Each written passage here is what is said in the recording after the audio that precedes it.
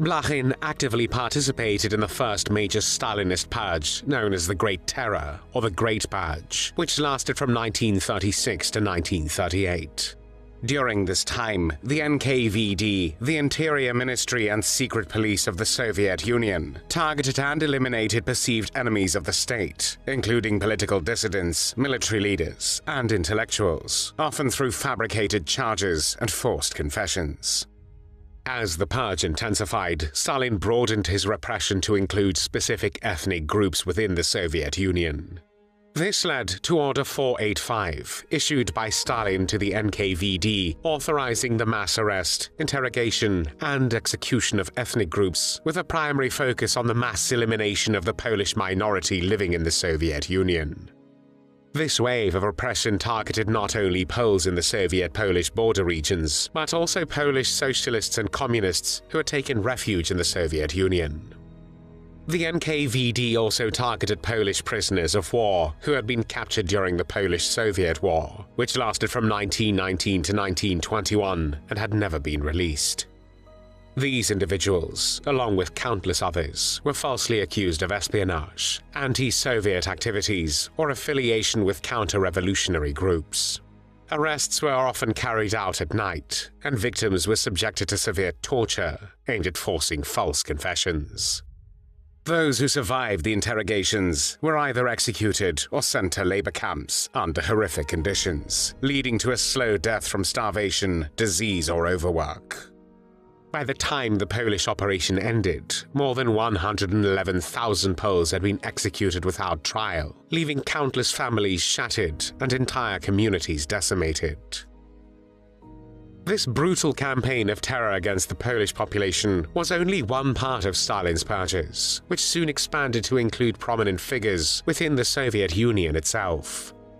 In this broader wave of repression, Blahin played a direct and personal role, executing early Bolshevik leaders such as Lev Kamenev and Grigory Zinoviev, as well as military leaders such as Marshal Mihail Tuhačevski.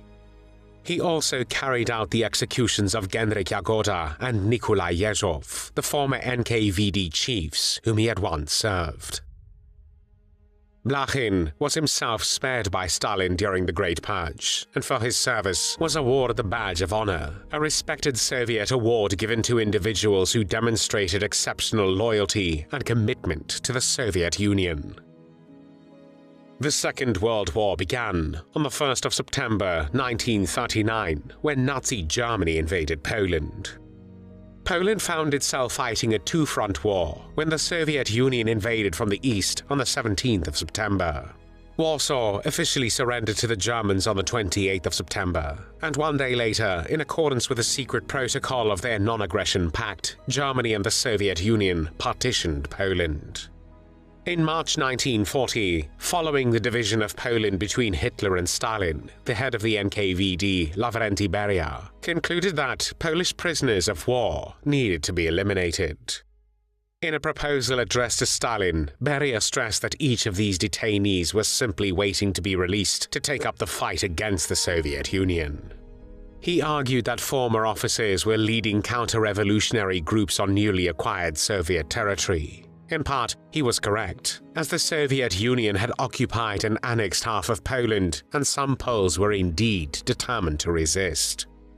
Stalin approved Beria's proposal, initiating one of the most brutal operations against Polish prisoners of war, with Blahin playing a major role. Blachin's most infamous act came in April 1940, when he personally executed thousands of Polish prisoners held at the Ostashkov camp located near the Katyn forest in western Russia. Setting an ambitious goal of 300 executions per night, he implemented a system for processing the prisoners efficiently. Each prisoner was led alone to a small antechamber painted red and known as the Leninist room for a brief identification. Afterward, they were handcuffed and escorted into a neighboring execution room.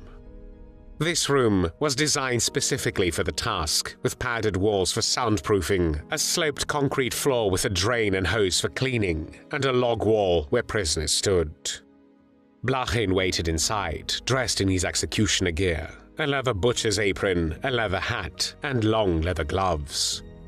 Without any hearings, sentence readings, or formalities, each prisoner was held by guards while Blahin shot them once in the base of the skull using a German-made pistol, chosen for its reliability during high-volume executions. The use of a German pistol also provided a level of plausible deniability in case the bodies were found, as this type of gun was often carried by German police and intelligence agents. An estimated 30 local NKVD agents, guards, and drivers were assigned to escort prisoners to the basement, confirm identification, then remove the bodies and hose down the blood after each execution. Although some executions were carried out by Andrei Rubanov, a senior lieutenant of state security, Blahin was the primary executioner, and true to his reputation, preferred to work continuously and at a rapid pace. Following the NKVD policy and the overall secretive nature of the operation, executions were carried out at night, beginning at dusk and continuing until just before dawn. The bodies were loaded onto covered trucks through a rear door in the execution chamber and transported twice each night to the nearby village of Mednoye. Blahin had arranged for a bulldozer and 2 NKVD drivers to assist with body disposal at an unfenced site. Each night, 24 to 25 trenches were dug, measuring 8 to 10 meters in length to hold that night's corpses, and each trench was covered over before dawn. Blahin and his team worked without pause for 10 hours each night, with Blahin himself executing an average of 1 prisoner every 3 minutes.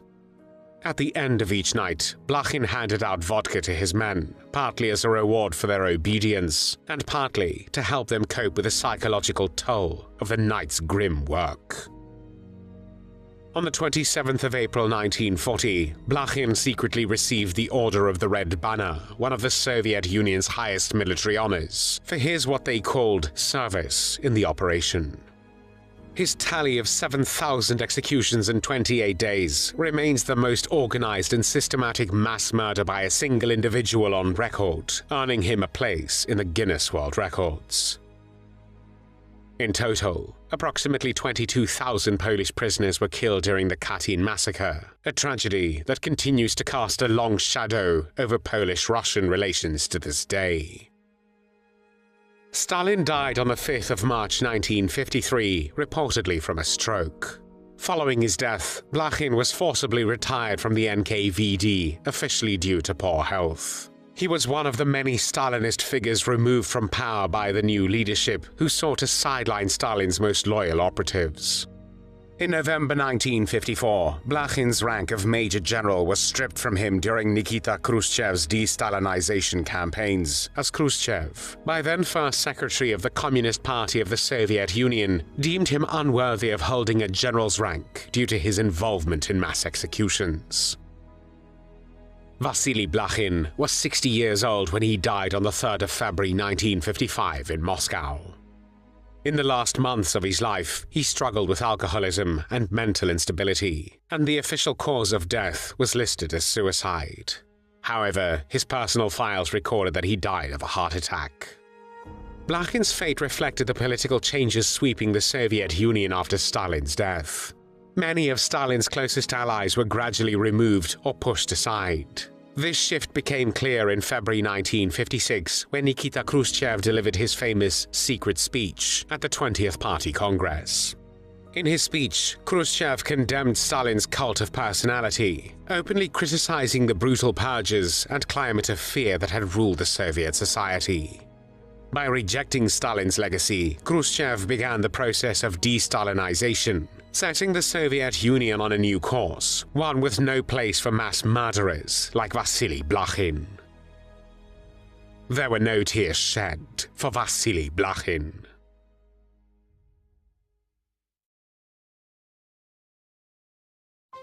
Thanks for watching the World History Channel.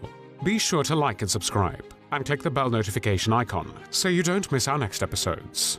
We thank you, and we'll see you next time on the channel.